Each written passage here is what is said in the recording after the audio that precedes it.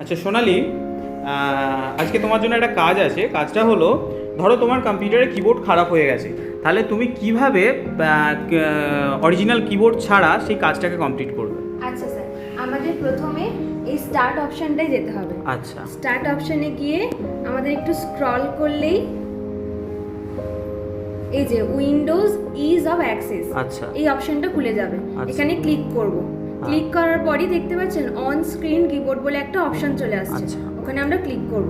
আচ্ছা। করলেই আমাদের অন স্ক্রিনে একটা কিবোর্ড এসে যাবে। আচ্ছা, এবারে ধরো তুমি কিবোর্ড থেকে আমাকে ওয়ার্ডটা ওপেন করে দেখাও তাহলে আচ্ছা, কিভাবে কাজ তাহলে করে। আমাদের প্রথমে উইন্ডোজ হ্যাঁ। আর ক্লিক করতে হবে, তাহলে আচ্ছা। রান অপশন এসে গেল। আচ্ছা। সেখানে গিয়ে আমরা উইন্ড ওয়ার্ড টাইপ করব। এখানে আচ্ছা আমি কেটে দিয়ে টাইপ করছি একবার। আচ্ছা উইন WIN আচ্ছা WORD।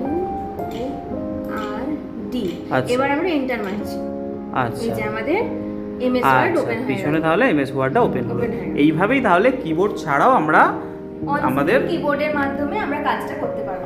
ওকে, ভেরি গুড।